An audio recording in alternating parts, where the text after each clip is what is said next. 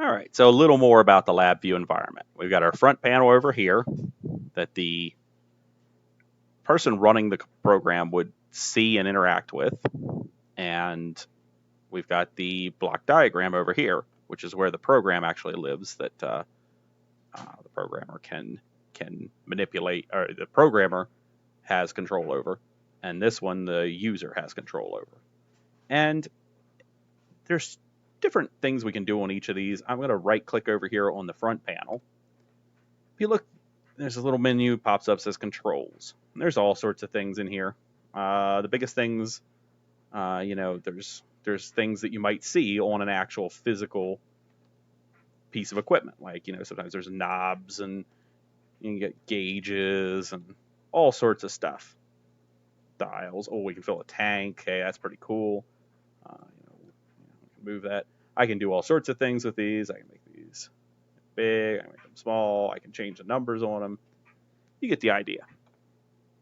So, but these are all things the user would interact with. Stuff like buttons.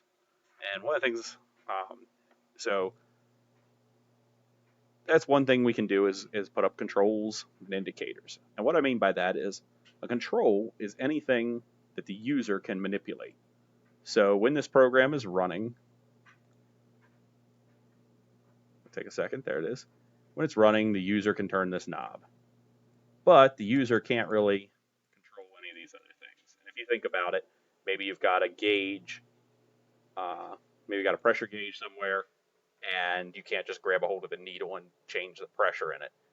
But you might have a valve where you turn and it affects it indirectly, but you don't have actual control over the gauge itself or the amount of water in the tank or whatever. So controls are things that the user can manipulate. Gauges are things that they just kind of look at and respond to. So that's controls and indicators. So stop it. I'm gonna get rid of all this stuff for right now. Boom. There it goes. And you'll notice that as I put things up on the front panel, sometimes a terminal will appear on the block diagram. So I'll talk about that next. So over here on the front panel, I'm going to right click, and this is the part you should do as well. Right click and go to Boolean, and then where it says stop button. Boolean is just a fancy word for it only outputs a true or a false. If you think about a button, you either press the button or you don't.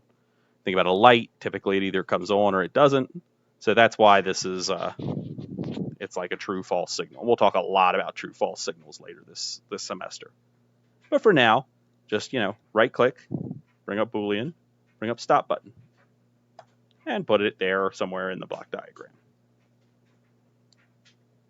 And then we're going to go up here and we're going to right click somewhere else and go to where it says string. And we want a string control. And we want to get a string indicator. Okay. For right now, that's all I want. Now I'm going to go over to the block diagram, and I have a couple of these that correspond to terminals on the front panel, string, string 2, and stop. But if I right click, you'll see I have a whole nother set of controls, a whole nother set of things I can deal with. And so if you've ever done any programming, stuff like while loop and for loop and case structure, some of these come out and you've seen these before. So what we're going to do is we're going to select while loop. So you go to structures, while loop, click it, and now you just want to drag over top of all these things. We'll talk about while loops and for loops and stuff in another week. But there you go, you've got a while loop. And then one thing, you're probably wondering when we're going to start programming. As it turns out, LabVIEW is a little different. Instead of writing like lines of text and looking for missing brackets and semicolons and such like you do in a text-based language, LabVIEW is a graphical language. So data moves along wires rather than in variables. And so what I mean by that is if I take my mouse and I hover over here where it says stop, you'll notice the pointer turns into this little spool of wire. If I click there and drag over and click here, I've now wired these two terminals together. And don't worry about what that does yet. We'll talk about that next time. I'm going to do the same thing up here. I'm going to go from string, wire over to where it says string 2. There it is. Okay, so now we've made a little LabVIEW program. So what we're going to do is we're going to hit the run button. This is super exciting. I can type hello world. And notice over here in this string, it just hangs out until I press enter there.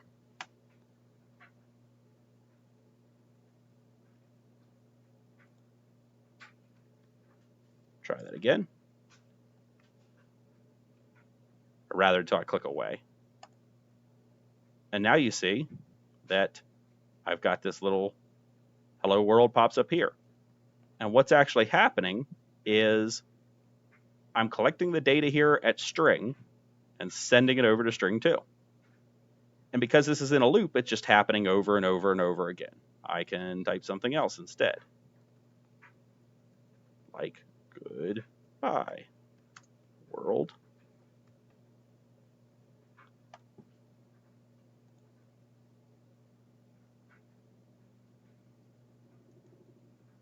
And unfortunately, I left hello world in there. So I got to back all the way up and try that again. Goodbye world. There it is. So that's nice and, I guess, morbid. But anyway, we can see what's happening too. So if I hit this little light bulb over here, this is a little troubleshooting tool called highlight execution. If I click on that, we can see data being transmitted between these places. And so every time this loop executes, it says what's in string, put it over in string 2. And it also checks over here and says, has the stop button been pressed yet? No, it hasn't, so keep running. So I'm going to turn that off, but it's a useful feature when you're trying to figure out why your program isn't working. So good to know it's there. So then I'm going to hit the stop button, and you'll see everything stops, and I can go back to editing things. So there it is. There's Hello World. It's a pretty simple little program.